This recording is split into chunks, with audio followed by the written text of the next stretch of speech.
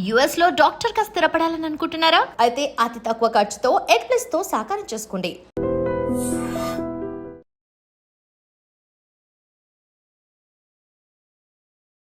Hello and welcome to super doctors I dream exclusive సిరీస్లో మీ అందరికీ స్వాగతం. డాక్టర్స్ అందరూ సూపరే, కానీ సూపర్ డాక్టర్స్ అంటే ఎవరు అంటే సుదీర్ఘకాలం పాటు అది కేవలం వృత్తిగా మాత్రమే దాన్ని ట్రీట్ చేయకుండా వైద్య వృత్తిని మరో లెవెల్కి తీసుకెళ్ళాలి, సమాజానికి ఏదో విధంగా ఏదో ఒక కృషి చేయాలనే యజ్ఞంలాగా తలపెట్టిన వాళ్ళే మన సూపర్ డాక్టర్స్. ఇవాళ we have a legendary oncologist with us. ఎవరంటే డాక్టర్ రామ్మోహన్ రెడ్డి గారు. ఆంకాలజీతో వారి ప్రయాణం దాదాపు 3 దశాబ్దాల పాటు, అండ్ ఇందులో సర్జికల్ ఆంకాలజీతో పాటు ఇప్పుడు రేడియేషన్ ఆంకాలజిస్ట్గా వారు సుపరిచితులు. అండ్ అత్యధిక బ్రెస్ట్ క్యాన్సర్ స్క్రీనింగ్లు చేసినందుకు గాను గిన్నెస్ రికార్డ్ నెలకొల్పిన ఘనులు డాక్టర్ రామ్మోహన్ రెడ్డి గారు. వారి ప్రయాణం క్యాన్సర్ లాంటి మహమ్మారిని జయించడం ఎలాగా, హోప్ ఉందా, మరి సంఖ్యలు పెరుగుతున్నాయి, ఏం చేయాలి, లైఫ్ స్టైల్ ఎలా మార్చుకోవాలి అన్నీ తెలుసుకుందాం. సార్ స్వాగతం, నమస్కారం. నమస్తే అమ్మా. స్వప్న గారు, సార్ మీ ఇంటర్వ్యూలో రెగ్యులర్గా చూస్తుంటాను. సార్ మీరు you have special I on health care. చాలా సంతోషం. మీలాంటి వాళ్ళ అవేర్నెస్ చాలా ముఖ్యం. Thank you. ఈ అవేర్నెస్ ఎక్కువయ్యే కొద్దీ క్యాన్సర్ ఇన్సిడెన్స్ కూడా తగ్గించగలం, ప్రివెన్షన్ చేయగలం. అందువల్ల చాలా సంతోషం. ఈ సూపర్ డాక్టర్స్ కార్యక్రమానికి నన్ను పిలవడానికి చాలా సంతోషపడుతున్నాను. సార్ చాలా ఆశ్చర్యకరమైన విషయం ఏంటంటే మీరు నిత్యం ఒక చాలా మహమ్మారి లాంటి రోగంతో డీల్ చేస్తున్నారు. అంటే దాదాపు రోజు ఒక శత్రువుతో పోరాడినట్టే. సో మీ ప్రయాణం ఎలా ఉంది సార్? 30 సంవత్సరాల మీ లైఫ్లో ఏం నేర్చుకున్నారు మీరు? What have you learned? Journey గురించి చెప్పాలంటే, ఈ క్యాన్సర్ వైద్యం చేసేటప్పుడు యాజ్ ఎ జూనియర్ ప్రాక్టీషనర్గా మొదలుపెట్టినప్పుడు అందరి బాధలు ఓ 50%, ఒక 25% ఇంటికి తీసుకెళ్లేవాళ్ళం. మాకు కూడా దిగాలుగానే ఉండేది. యాజ్ ఐ స్టార్టెడ్ ట్రీట్ చేస్తూ ఉండగా ఎంతమందిని ఉపశమనం కలిగగలుగుతున్నాం, ఎంతమందికి క్యూర్ చేయగలుగుతున్నాం, అనవసరమైన డెత్ ఏమైనా మన చేతి మీదుగా అవుతుందా, అనవసరంగా ఎవరు మన చేతికి వచ్చిన తర్వాత, మనం చూసిన తర్వాత బ్రతికించగలిగిన వాళ్ళని కంపల్సరీగా బతికిస్తున్నామా లేదా అనే దాని మీద ఫోకస్ చేసిన తర్వాత దాదాపు 4-5 సంవత్సరాల తర్వాత అనుకోని మరణం సంభవిస్తే తప్ప బాధపడడం మానేసాం. ఓకే. ప్రతిస్పందించడం కాకుండా అసలుగా స్పందించి వైద్యం చేయడం, నయం చేయడం, వాళ్ళకి కావలసిన వసతులు కల్పించడం, వాళ్ళకు ఉన్నంతలో సంపూర్ణంగా నయం చేయడానికి అన్ని ఏర్పాట్లు చూడడంలో ఫోకస్ చేసిన తర్వాత ఆ బాధ ఇంటికి రావడం మానేసింది. విచిత్ర విషయం ఏంటంటే సార్, ఇంత వైద్య పరిశోధన కొనసాగుతూ ప్రపంచవ్యాప్తంగా ఇప్పటికీ క్యాన్సర్కి మూల కారణం ఏంటంటే, సరే జెనెటిక్స్ కొంత చెప్తాము, కొంత లైఫ్ స్టైల్ అంటాను తప్ప ఎందువల్ల దాని మూలం ఏమిటి అని ఒక్క బ్రెస్ట్ క్యాన్సర్, ఒక హెచ్పివి లాంటి సర్వైకల్ క్యాన్సర్ తాలూకు తప్ప ఎందుకు కనుక్కోలేకపోయాను సార్ ఇంతవరకు? కనుక్కోగలిగితే అంత చక్కగా సరైన కారణం, లైక్ పోలియో అనుకోండి, పోలియో వైరస్ వల్ల వచ్చింది, దానికి వ్యాక్సినేషన్ వేసినా నిర్మూలించేసేయగలిగాం. స్మాల్ పాక్స్, చికెన్ పాక్స్, ఇట్లాంటివన్నీ కూడా కరెక్ట్గా ఒకే కారణం ఉంటే దాన్ని సంపూర్ణంగా నయం చేయడం చాలా సులభం. క్యాన్సర్ బై డెఫినేషన్, క్యాన్సర్ గురించి నిర్వచనంలోనే ఏముందంటే, క్యాన్సర్ ఒక వ్యాధి కాదు, ఒక వ్యాధుల సమూహం. ఒక వయసులో రాదు. కడుపులో ఉన్న గర్భస్థ శిశువు దగ్గర నుంచి కాటికి కాళ్ళు చాపిన పెద్దవారి వరకు ఎవరికైనా రావచ్చు. అండ్ అన్ని టిష్యూస్, 3 రకాల టిష్యూస్ ఉంటాయి బాడీలో. ఎపిథీలియల్ టిష్యూ అని, ఎండోథీలియల్ టిష్యూ అని, కనెక్టివ్ టిష్యూ అని. వాటిలోంచి సబ్ డివిజన్స్, రకరకాల టిష్యూస్ ఉంటాయి. ఏ టిష్యూలో నుంచి అయినా రావచ్చు. రైట్. ఏ ఏజ్ అయినా రావచ్చు, ఏ టిష్యూ అయినా రావచ్చు, అండ్ ఏ శరీర భాగంలో అయినా రావచ్చు. రైట్. శరీరానికి సంపూర్ణంగా కప్పిపెట్టిన స్కిన్ మీద కూడా చాలా ఎక్కువ. అదృష్టవశాత్తు మనం ఇండియాలో ఉన్నాం కనుక స్కిన్ క్యాన్సర్స్ మనకు తక్కువ. మెలనిన్ ఎక్కువ ఉంటుంది కాబట్టి మన స్కిన్లో. అవును. మిగతా ఈ తెల్లవాళ్ళు నివసించే ప్రాంతాల్లో అంతా skin cancer has become one of the very common cancers. So మనకు అది లేదు. సో ఈ క్యాన్సర్ అనేది ఒక దగ్గర డిఫైన్ చేయలేం కాబట్టి, ఒక ప్రాంతంలోనే వస్తుంది అని చెప్పలేం కాబట్టి, ఒక టిష్యూ అనే చెప్పలేం కాబట్టి, ఒక సిమ్టమ్ ఉంటే క్యాన్సర్ అని చెప్పరాదు. కానీ సో ఒక గ్రూప్ ఆఫ్ సిమ్టమ్స్ గురించి చెప్పాలి, రకరకాల జాగ్రత్తల గురించి చెప్పాలి. అప్పుడే ఈ క్యాన్సర్ కావచ్చు అని కనీస అనుమానంతో వైద్యుడి వరకు ఈ అనుమానపడ్డ వాళ్ళు వెళ్ళగలుగుతారు. ఆ తర్వాత డయాగ్నోసిస్ ఈజీ ఉంటుంది.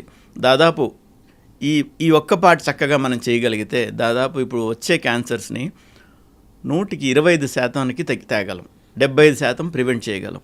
అది ఇది చాలా పెద్దది. అంటే ఈరోజు ఉన్న పరిస్థితుల్లో భారతదేశంలో ప్రతి సంవత్సరం దాదాపు 15 లక్షల కేసులు డయాగ్నోస్ అవుతున్నాయి ప్రతి సంవత్సరం.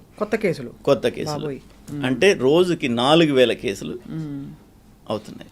9,30,000 మంది చనిపోతున్నారు ప్రతి సంవత్సరం.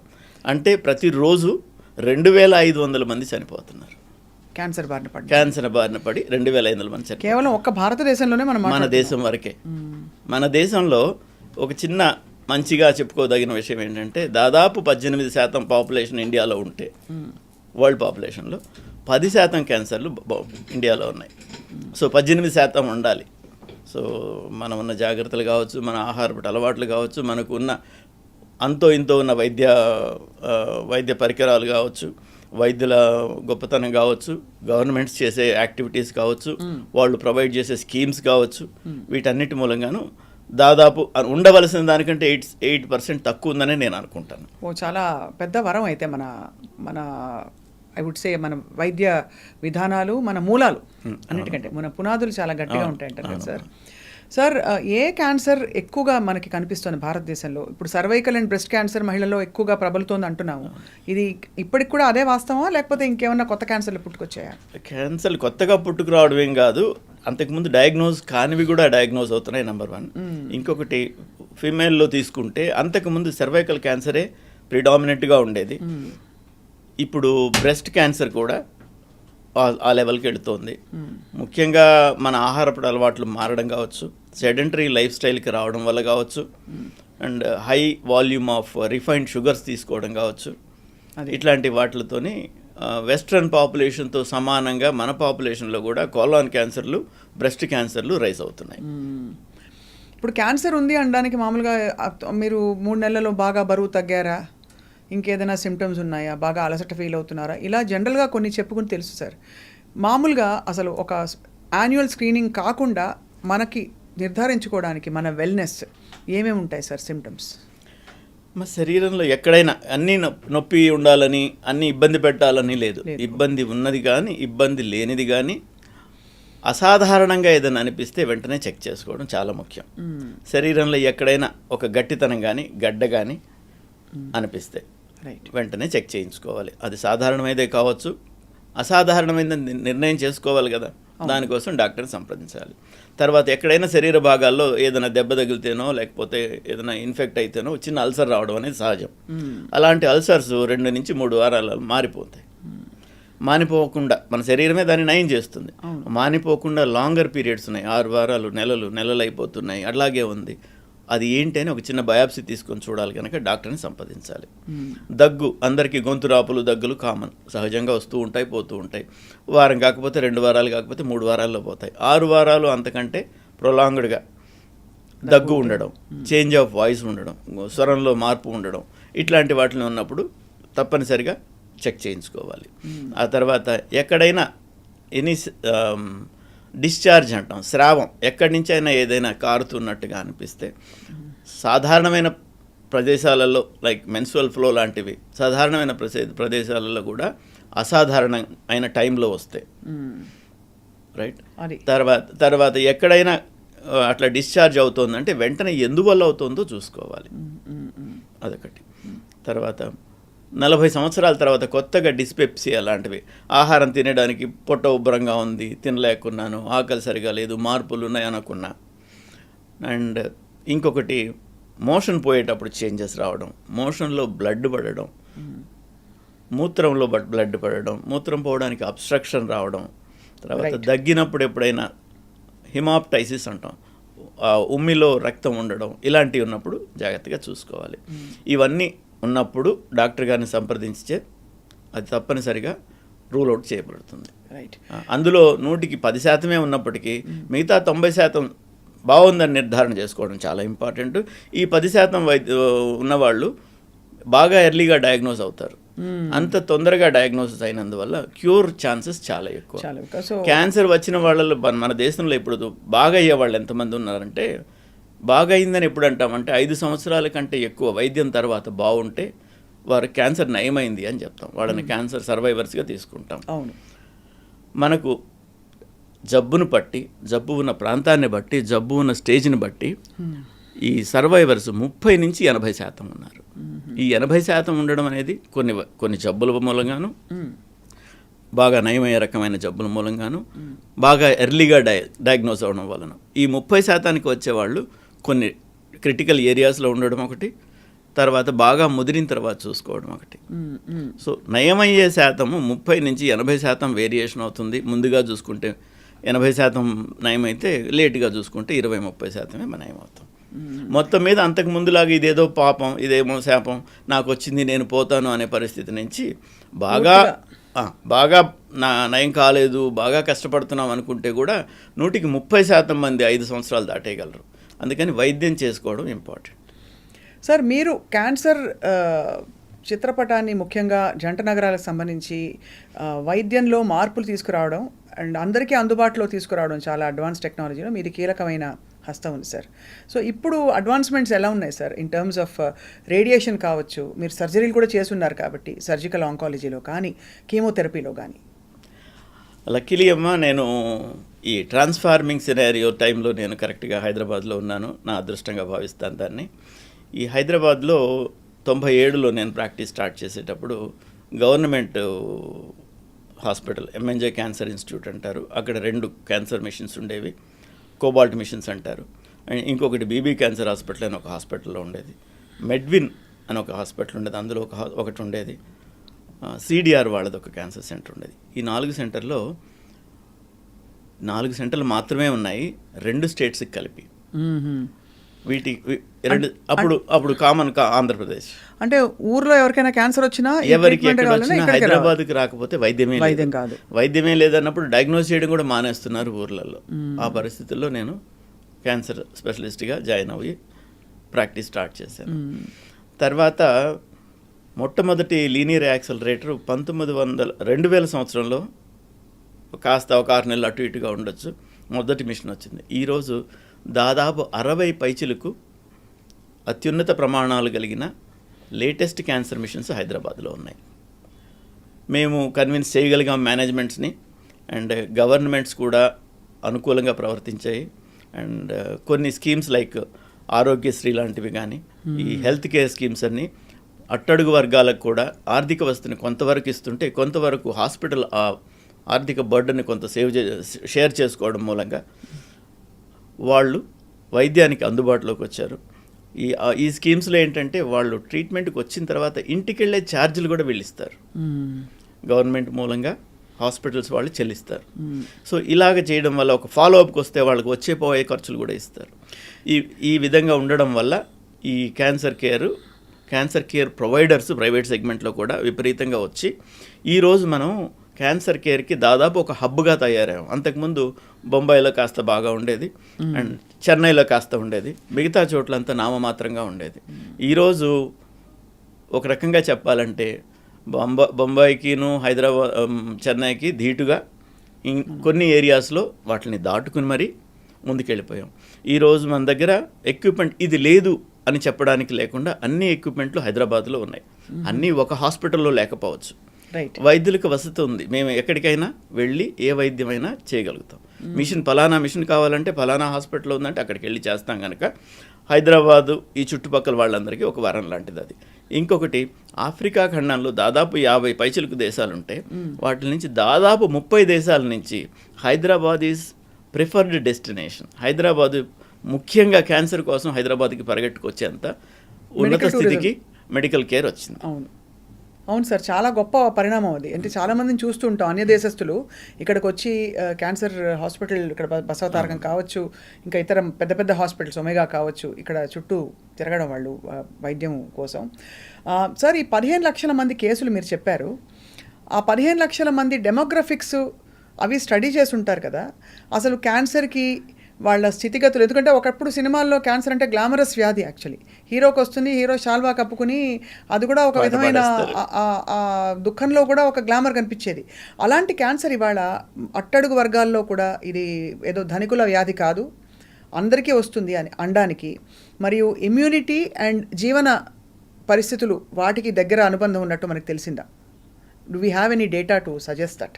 డేటా అని కాదమ్మా, ఒక యూనిఫైడ్ డేటా లేదు, కానీ దాదాపుగా ఈ డెమోగ్రఫిక్ స్టడీస్ మూలంగా అయితేమి, ఈ రకరకాల కారణం తెలియనందువల్ల మనం చేసే పరిశోధనల మూలంగా అయితేమి, ఇవన్నీ క్యాన్సర్ హేతువులు అని కొన్ని డయాగ్నోస్ అనుకున్నాం. వాటిల్లో ముఖ్యమైనది టొబాకో. దాదాపు 35% జబ్బులు క్యాన్సర్లు ముఖ్యంగా టోటలీ టొబాకో మూలంగా. ఈ పొగాకుని ఏ విధంగా వాడినా ప్రమాదమే. రైట్. ఈ పొగాకు వాడకపోవడం, అధికంగా ఆల్కహాల్ తీసుకోకపోవడం, ఇవి రెండు చాలా ముఖ్యమైనవి. ఇవి మనం డబ్బిచ్చి జబ్బును కొన్నట్టు. కరెక్ట్, అవును సార్, డబ్బిచ్చి కొనకండి. సో మనకు అట్టడుగు వర్గాల్లో కనిపించే క్యాన్సర్స్ ఎక్కువ మరి పొగాకు రిలేటెడ్ లేదు ఆల్కహాల్ రిలేటెడ్ అని చెప్పచ్చా? ఎందుకంటే మీరు షుగరీ ఫుడ్స్, లైఫ్ స్టైల్ ఇవన్నీ కొంచెం అర్బన్ సెంట్రిక్ ఫినామినా.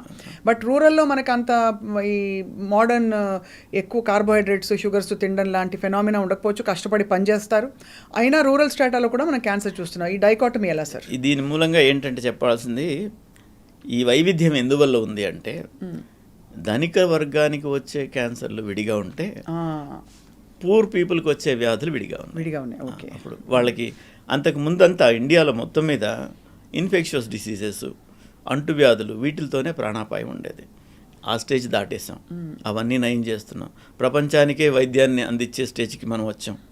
ప్రపంచం మొత్తానికి వ్యాక్సిన్లు సప్లై చేసే స్టేజ్కి మనం వచ్చాం. అవన్నీ తగ్గినందువల్ల ఏమైందంటే మిగతావి cardiac problems, cancer related problems ఎక్కువగా కనిపిస్తున్నాయి. అదొకటి.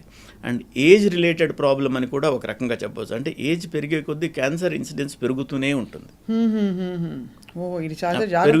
పెరుగుతూనే ఉంటుంది. అంచేత పుట్టినప్పుడు 9% మందికి నిర్ధారణ అయిపోయినట్టే క్యాన్సర్ వస్తుందని. పుట్టిన ప్రతి 100 మందిలో 9 మందికి క్యాన్సర్ వస్తుంది with age in their life time. ఏదో ఒక స్టేజ్లో 100కి 9 మందికి వస్తుంది. మనకి ఈ రోజు ఉన్న ఇన్సిడెన్స్ల ప్రకారం 9% తక్కువేం కాదు, మనకున్న పాపులేషన్కి చాలా ఎక్కువ వస్తుంది. సో మీరు ఆహారం గురించి మనం మాట్లాడుకున్నాం. సో వాళ్ళకు ఉండే జబ్బులు వేరే, వీళ్ళకు ఉండే జబ్బులు వేరే. ఆహారం చేసుకోవాలి. ఎక్సర్సైజ్, వాళ్ళు బై డిఫాల్ట్ ఎక్సర్సైజ్ చేస్తారు, బావిలో నీళ్లు చేస్తారు, పొలం పనులు చేసుకుంటారు, అన్నీ చేసుకుంటారు. సో దానికి రిలేటెడ్ వాళ్ళకి రావు. వాళ్ళ ఆహార పదార్థాల్లో సరిపోయేంత రోయేజ్ అంటే డైటరీ ఫైబర్ ఉంటుంది. డైటరీ ఫైబర్ ఉంటుంది కనుక కోలానిక్ క్యాన్సర్స్ వాళ్ళకు ఉండవు. బ్రెస్ట్ క్యాన్సర్స్ తక్కువ, శ్రమపడి పని చేసుకుంటారు కనుక బ్రెస్ట్ క్యాన్సర్స్ తక్కువ. అన్హైజీనిక్గా ఉండడం ఇట్లాంటి మూలంగా సర్వైకల్ క్యాన్సర్స్ కొంచెం ఎక్కువ. అది టొబాకో యూజ్ చేయడం వల్ల టొబాకో రిలేటెడ్ క్యాన్సర్స్ ఎక్కువ. లంగ్ ఓరల్ క్యాన్సర్స్ ఎక్కువ.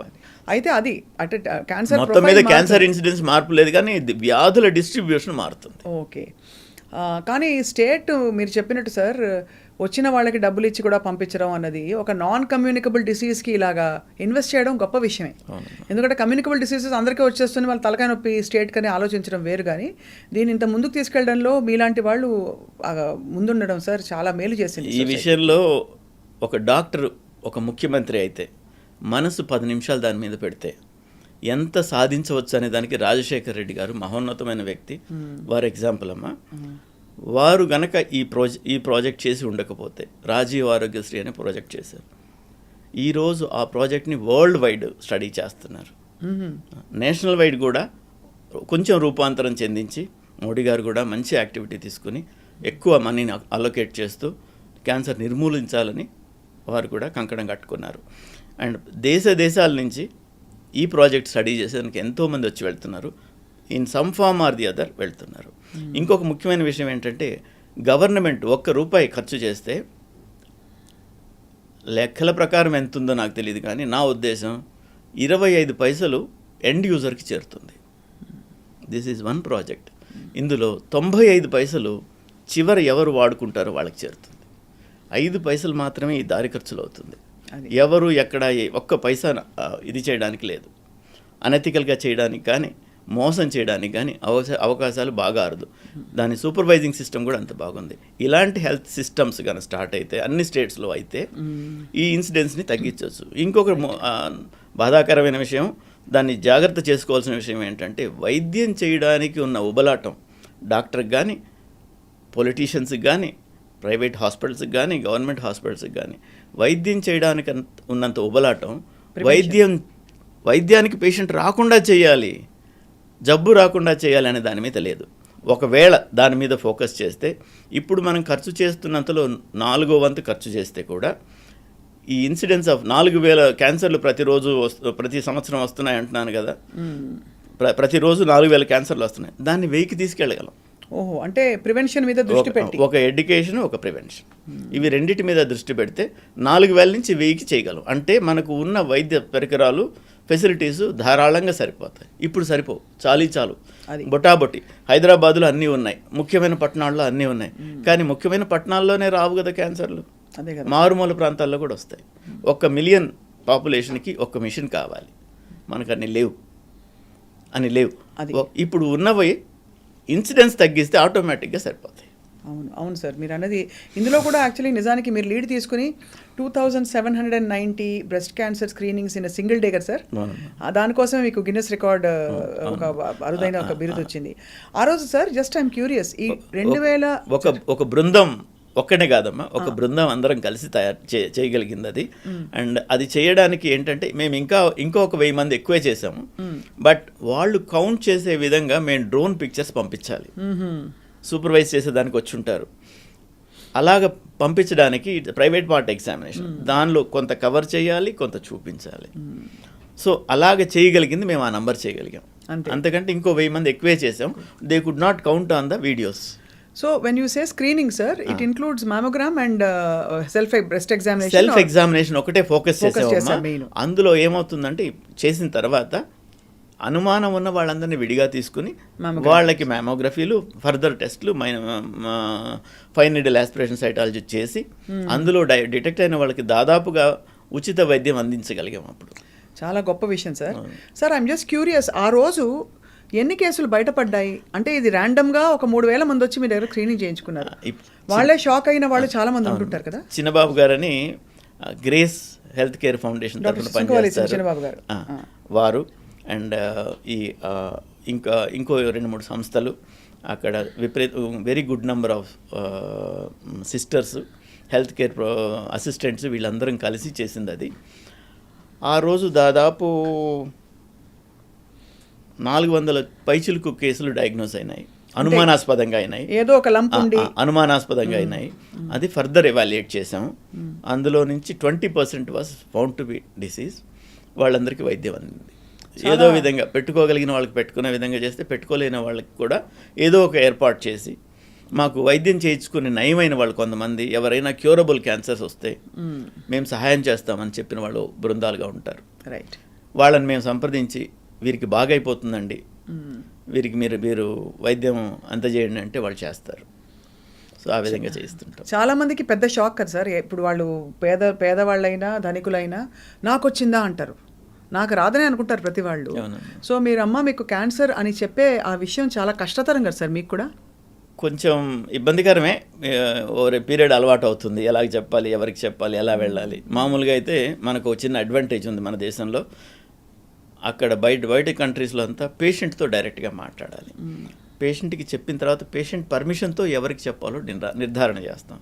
మనకేంటంటే పేషెంట్ తరఫున డాక్టర్లు కొంత ముందడుగు వేసి వాళ్ళ తరఫున కొంతవరకు ఆలోచన చేసి ఎవరికి ముందు చెప్పాలో నిర్ణయం చేసే అధికారం ఉంది. ఓహో, పేషెంట్ ఉన్నారు అంటే మెడికల్ ఎథిక్స్ ప్రకారం కూడా యూ కెన్ డూ దట్. మాకు అధికారం ఉన్నట్టే, వారికే చెప్పాలి, ప్రైవసీ ఉంటుంది. బట్ వారిని తీసుకొచ్చే వాళ్ళు పక్కనే ఉంటారు కదా మాకు వైద్యం చేయించేటప్పుడు, వాళ్ళకి చెప్పకూడదని మాకు రూల్ లేదు కదా. సో మేము వీళ్ళని బయట కూర్చోబెట్టి వివరంగా చెప్తాం, ఇలా ఉంది. వారికి చెప్పకుండా కాదు, వాళ్ళకి మెల్లగా చెప్దాం. మీన్ వైల్ ఫర్దర్ ఇన్వెస్టిగేషన్స్ చేస్తాం. 2 సార్లు 3 సార్లు క్యాన్సర్ హాస్పిటల్ చుట్టూ తెలిస్తే వాళ్ళకి అనుమానంగానే ఉంటుంది. అప్పుడు చెప్తాం, ఇలా ఉంటుందమ్మా, ఇలా బాగా తగ్గుతుంది, ఇది తగ్గుతుంది, ఇలా ఉంటుంది, ఇలా చేస్తామని చెప్తాం. వాళ్ళకి అప్పటికి అర్థం చేసుకునే ఓపిక శక్తి వస్తాయి. కొన్ని ఇన్సిడెంట్స్లు ఉన్నాయి, క్యాన్సర్ అని డయాగ్నోస్ చేయగానే ఎక్కడి నుంచో దూకి చనిపోవడాలు కూడా చూసాం. మీరు చూసారా సార్ మీ కెరియర్లో? సో చూసాను, హైదరాబాద్లో కూడా ఒక సంఘటన జరిగింది. నా మిత్రురాలు, నా సహ విద్యార్థి అమెరికాలో జీవిస్తూ అడ్వాన్స్డ్గా డయాగ్నోస్ అయిందని ఒక ఫ్రోజన్ ఆల్మోస్ట్ ఫ్రీజింగ్ టెంపరేచర్స్లో ఉండే రివర్లోకి కార్ డ్రైవ్ చేసుకుని చనిపోయింది. That is the time when I started thinking being more passionate towards curing. That's so disturbing sir. అవునమ్మా. ఎందుకు సార్ అంత ఎందుకు గుండె జారిపోతుంది అంటే డాక్- అమ్మో ఇది నేను పడలేనా? అదే కాదమ్మా, జబ్బుకి నువ్వు డాక్టర్వా పేషెంట్వా తెలియదు, రైట్? నేను డాక్టర్నని నేను నిర్లక్ష్యం చేస్తే ఎలాగా? బాడీ మాట్లాడుతుంది, బాడీ చెప్తుంది ఇబ్బంది ఉంది, ఇక్కడ నొప్పిగా ఉంది, ఇక్కడ గడ్డగా ఉంది, ఇక్కడ తేడాగా ఉంది అని చెప్పినప్పుడు మనం దాని మాట విని ఎందుకుంది, నాకెందుకుంది, ఎలా ఉంది అని ఏంటని సంప్రదించాలి. నేను డాక్టర్నే అనుకుంటే నువ్వు డాక్టర్ అయితే దానికేం తెలుసు, డాక్టర్ అయితే దానికేంటి, కాకపోతే దానికేంటి. సో ఆవిడ నిర్లక్ష్యం చేశారా సార్ కొంత సిమ్టమ్స్ అనే అనుకోవాలమ్మా. ఆ కాలంలో నాకు టచ్లో లేరు వారు. నేను విన్నదాన్ని బట్టి అడ్వాన్స్డ్ డయాగ్నోసిస్ అయినందువల్ల ఇంకా ఇలాగే ఉంటుంది కదా అనుకున్నారు. అండ్ మనకులాగా ఒక రకమైన మానసికమైన సహాయం కానీ ఒకళ్ళ మీద ఒకళ్ళు డిపెండ్ అయ్యి ఆధారపడేందుకు కానీ ఇక్కడ అవకాశం అక్కడ బయట కంట్రీస్లో ఉండదు. వారు, వారి భర్త, లేకపోతే వాళ్ళ పిల్లలు, అంతకుమించి వాళ్ళకి ఏ విధమైన సహాయం అందదు. భారం కాకూడదని కూడా చాలా మంది ఇలాంటి అన్నీ ఉంటాయి కదమ్మా. ఇప్పుడు ఒకళ్ళుగా ఆలోచన చేసినప్పుడు ఇప్పుడు ఒక కిలో బరువు తీసుకోండి, చేతిలో పట్టుకోండి, కిలో బరువే సహాయం, దానికి ఏం అక్కర్లేదు. సాయంత్రం దాకా పట్టుకుంటే తెలుస్తుంది, అదే ఒక టన్ అవుతుంది.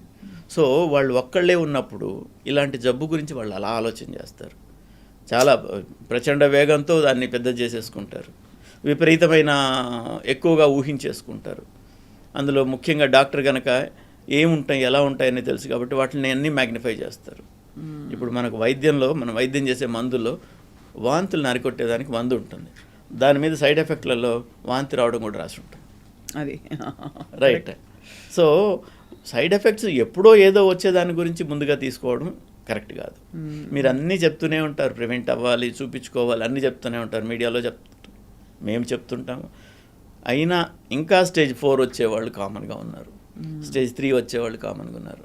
97తో పోల్చుకుంటే 1997తో పోల్చుకుంటే ఇప్పుడు స్టేజ్ 4లు 3లు బాగా తగ్గాయి. అంతకుముందు ఎవరైనా ఎక్కడైనా బయట ప్రయాణంలోనో ఎక్కడో దగ్గర ఎవరైనా తారసపడి నమస్కారం డాక్టర్ గారు అంటే వాళ్ళు ఏం చెప్తారో వార్తని భయపడేవాళ్ళం.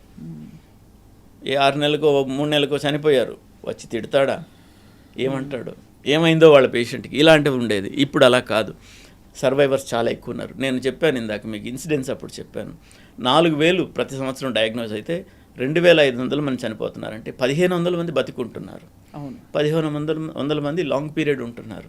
వాళ్ళందరూ కూడా ఫర్ ఎగ్జాంపుల్ నా దగ్గర ఉన్న పేషెంట్స్లోనే తీసుకుంటే పసి బిడ్డలతో వచ్చి ఈ బిడ్డలు ఎలాగా అనుకున్న వాళ్ళందరూ వాళ్ళకి పెళ్ళిళ్ళు అయ్యేంత వరకు జీవించారు, ఇంకా కూడా జీవిస్తున్నారు. కొంతమంది ఆ తర్వాత చనిపోయినప్పటికీ వాళ్ళ ఫ్యామిలీకి వాళ్ళు చేయాల్సిన పనులన్నీ సంపూర్ణంగా చేసుకుని పోతున్నారు. ఇందులో మేము ఉన్నందుకు మేము సంతోషపడతాం. ఖచ్చితంగా సార్, డెత్ ఇస్ ఇన్ఎవిటబుల్. మనం అంటే వ్యాధి వచ్చినా రాకపోయినా ఏదో టైంలో వెళ్ళిపోవాలి. కానీ మీరు అన్నట్టు బాధ్యతలు సంపూర్ణంగా మనం వచ్చిన పర్పస్ నెరవేరిన తర్వాత అకాల మరణానికి దూరం చేయగలిగితే అంతకంటే అదొక విజయమే ఒక విధంగా చూసుకుంటే. సార్ మీరు అత్యంత ఘనతగా చెప్పుకునే ఒక కేసు మాతో పంచుకోండి సార్. ఎలా అయితే ఇప్పుడు మీరు మీ మిత్రులను చెప్పారు, ఆయన జీవించే ఉన్నారు కనుక ఆయన పేరు చెప్పనండి. పర్లేదు సార్, దగ్గర మిత్రుడు, విషయం చెప్పండి అంతే. దగ్గర మిత్రుడు, ఒక పేరున్న ఒక వైద్య హాస్పిటల్కి వెళ్ళారు. వారు రొటీన్ స్క్రీనింగ్ చేయించుకున్నారు. దాదాపు తాటికాయ ప్రమాణంలో పొట్టలో ఒక గడ్డ ఉంది. డాక్టర్ గారు అక్కడ చూశారు, స్క్రీనింగ్ చేశారు, రివ్యూ ఆఫ్టర్ 6 months అని రాసి పంపించారు. ఈ రివ్యూ ఆఫ్టర్ 6 months ఎవరు వస్తుందంటే అండి, హెల్త్ స్క్రీనింగ్లని పెట్టిన వాళ్ళందరూ ఏం చేస్తున్నారంటే దాని మీద మానసికంగా ఫోకస్ లేకపోవడం వల్ల దాన్ని వివరంగా పట్టించుకోవట్లేదు, అదేదో ఒక ఇన్కమ్ సోర్స్ లాగా చూస్తున్నారు. నువ్వు చేసావు, అన్ని ఇన్వెస్టిగేషన్స్ చేసావు, అయిన తర్వాత you should read it properly. తాటికాయ అంత గడ్డ ఉంటే 8 ఇంచులు, తాటికాయ అంటే 7 నుంచి 8 ఇంచుల సైజు ఉన్న గడ్డ పొట్టలో ఉంటే ఫాలోఅప్కి రమ్మని రాశారు అదే హాస్పిటల్లో. ఎందువల్ల అంటే ఒక వయసైన జూనియర్ డాక్టర్ని పెడతారు. వయసైన జూనియర్ డాక్టర్ నోట్ చేసుకోండి అమ్మా. ఎంబీబీఎస్ డాక్టర్లలో పోస్ట్ గ్రాడ్యుయేషన్కి వెళ్ళిపోయే వాళ్ళం చాలామంది ఉంటాం. అవును, కొంతమంది అక్కడ ఆగిపోతాం. వాళ్ళల్లో సీనియర్స్ని చూసుకుని వీళ్ళు బాగా చూస్తారు అనే ఉద్దేశంతో హాస్పిటల్ నియమిస్తుంది. వాళ్ళు బాగా చూడకపోవచ్చు, వాళ్ళు చదువుకుని వదిలేసిన దగ్గర ఆగిపోయి ఉండొచ్చు. వాళ్ళు చదువుకుని వదిలేసిన దగ్గర ఆగిపోయి ఉంటే ఈరోజు వచ్చిన టెక్నాలజీ కానీ శాస్త్ర పరిణామం కానీ వాళ్ళకి తెలియదు. అది చూసి బయటకు పొమ్మనంటే ఆయనకి తెలియదు, సంపూర్ణంగా తెలియదు. ఈయన ఏంటి అంత పెద్ద హాస్పిటల్ చూసిందని ఈయన వచ్చేసాడు. మనం అనుకోగానే ఉంటాం కదా. నేను తెలిసినప్పటికీ మామూలుగా ఆయన నన్ను డ్యూటీ డాక్టర్ అనుకున్నాడో ఏమనుకున్నాడో తెలీదు. ఏదో రోజు మాట వరుసకి రిపోర్ట్స్ చూపించారు. రిపోర్ట్స్ చూసి ఇది ఇలా ఉందండి, తాటికాయ ప్రమాణంలో గడ్డ ఉంది మీకు, అది ఏంటని తప్పనిసరిగా చూసుకోవాలంటే అంత పెద్ద హాస్పిటల్ వాళ్ళు చూశారు, అంత పెద్ద హాస్పిటల్లో చెయ్యంది నువ్వు చెప్తావా నాకు? So he did not believe. నేను చెప్పింది నమ్మకమే లేదు. దాని తర్వాత కాదండి, అక్కడ పేరున్న డాక్టర్లు వాళ్ళు ఉన్నారు, వీళ్ళు ఉన్నారని 3-4 పేర్లు ఆ హాస్పిటల్ వాళ్ళకి చెప్పి వాళ్ళని వెళ్ళి కలవండి, వాళ్ళని కలిస్తే మీకు న్యాయం జరుగుతుందని చెప్పాను. వెళ్ళి కలిశారు. వెంటనే ఆపరేషన్ చేయాలని చెప్పారు డాక్టర్ గారు. ఆపరేషన్ చేసే పరిస్థితి లేదు నాకు తెలుసు. ఉన్నాయి ఇన్వెస్టిగేషన్స్ వాళ్ళు చేసినవే నా దగ్గర ఉన్నాయి, నాకు ఒక కాపీ ఉన్నందువల్ల. లేదు. ఎందుకు లేదు సార్? అంటే మరీ పెద్దగా ఉందనా గడ్డ? అది సుపీరియర్ మెసెంట్రిక్ ఆర్టరీ అని ఒక చాలా పెద్ద ఆర్టరీ అమ్మ, ఇంటెస్టైన్స్కి సప్లై చేస్తుంది. ఓ, అది ఇన్వాల్వ్ అయ్యి ఉంది, దాని చుట్టూ ఉంది. ఆ తాటికాయ మధ్యలో ఆ రక్తనాళం వెళుతుంది. సో ఇది తీసేస్తే అది కూడా అది కట్ చేయాలి. తీసేస్తే అది కూడా పోయేదానికి ఫెసిలిటీస్ పెట్టుకుని చేయొచ్చు. అది బైపాస్ చేసుకుని లైక్ వాస్కులర్ గ్రాఫ్ట్కి రెడీ చేసుకుని ఈ వాస్కులర్ గ్రాఫ్ట్ వేస్తూ ఇది చేయొచ్చు అనేది ఉంది. అలా చేస్తున్నారేమో అనుకున్నాను వాళ్ళు చేద్దామంటే. ఆపరేట్ చేసేస్తారు. అది బయటే తెలుస్తున్నది, లోపలికి వెళ్ళిన తర్వాత ఇలా ఉందని వార్త. అక్కడి నుంచి ఎవరో బంధుమిత్రులు చేస్తే వాళ్ళు నాకు ఫోన్ చేశారు.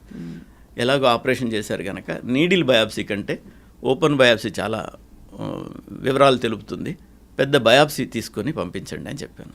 పెద్ద బయాప్సీ తీసి పంపించారు. ఇది దాన్ని న్యూరో ఎండోక్రైన్ ట్యూమర్ అంటారమ్మా. న్యూరో ఎండోక్రైన్ ట్యూమర్ అని తెలిసింది. ఆ న్యూరో ఎండోక్రైన్ ట్యూమర్కి అంత సైజులో ఉన్నప్పుడు ఆపరేషన్ చేయలేని పరిస్థితుల్లో ఆల్టర్నేట్గా ఏం చేయొచ్చు అని చూస్తే కొంచెం కీమోథెరపీ ఇవ్వడం వల్ల ప్రయోజనం ఉంటుందని తెలిసింది. 17-18 సంవత్సరాల కిందట అప్పుడు కీమోథెరపీ కూడా మేమే ఇచ్చేవాళ్ళం. నేను రేడియేషన్ ఆంకాలజిస్ట్ని బేసిక్గా, బట్ మా ట్రైనింగ్ మెడికల్ ఆంకాలజీలో కూడా అయినందువల్ల ఇప్పుడు డివిజన్ వచ్చింది. సో నేనే కీమోథెరపీ ఇచ్చాను. కీమోథెరపీ ఒక 6 సైకిల్స్ ఇచ్చిన తర్వాత 3 భాగాలు తగ్గింది, ఒక భాగం ఉంది. అప్పుడు మరలా ఆపరేషన్ చేసి దానికి అదే హాస్పిటల్కి వెళ్ళి ఆపరేషన్ చేయించుకున్నారు. బాగా తగ్గింది, మొత్తం తీసేయలేకపోయారు. అండ్ అక్కడెక్కడైతే మిగిలిందో అక్కడ క్లిప్స్ పెట్టి పంపించమన్నాను, నా వసతి కోసం రేడియేషన్ గురించి. క్లిప్స్ పెట్టి పంపించారు, వైద్యం చేశాను, బాగైపోయింది. అప్పుడే కొత్తగా ఇమేజ్ గైడెడ్ రేడియోథెరపీ అనే టెక్నాలజీ అప్పుడే కొత్తగా వచ్చింది హైదరాబాద్కి. అప్పుడు ట్రీట్ చేసాం, బాగా అయ్యారు వారు. తర్వాత 15 సంవత్సరాల తర్వాత ఆయనకి ఆపరేషన్ అంత పెద్దది 2 సార్లు చేసిన మూలంగా ఒక హెర్నియా వచ్చింది. ఓహో. ఆ హెర్నియాకి మరలా అదే ప్రముఖ వైద్యశాలకు వెళ్ళి మరలా పరీక్ష చేయించుకున్నారు.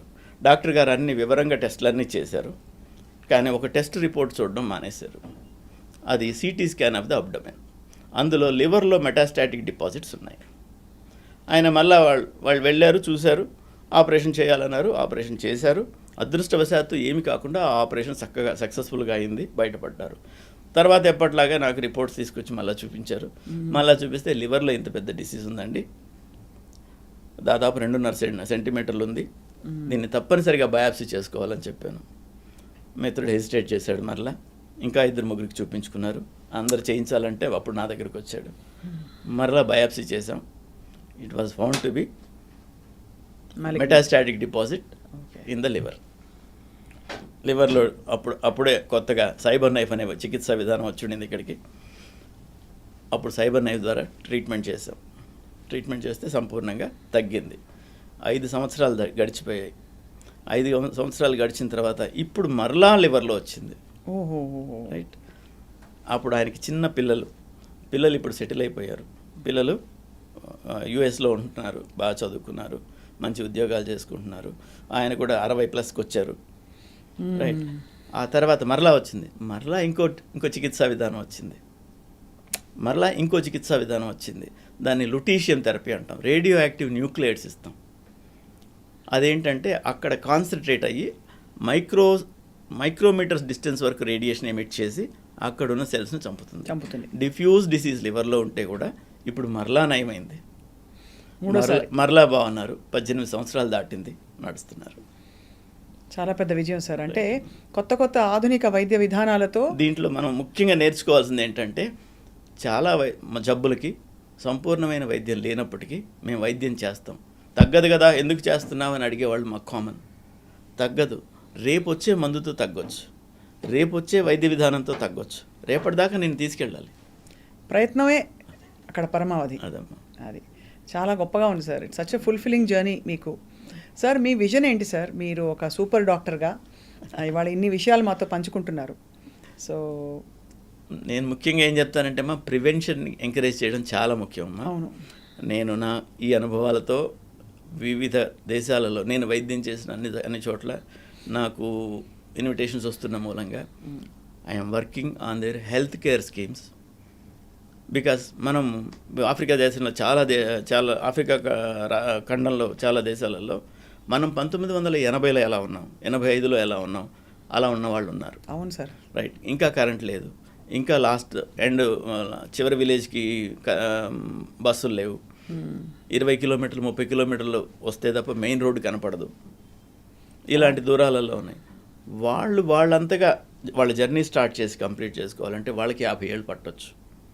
మనం ఇన్వాల్వ్ అయితే 5 నుంచి 10 ఏళ్లలో చేయగలుగుతాం. అది ఎంకరేజ్ చేస్తున్నాను, నా వల్ల అయితే చేస్తానమ్మా. సో ప్రపంచం అంతా వసుధైక కుటుంబం.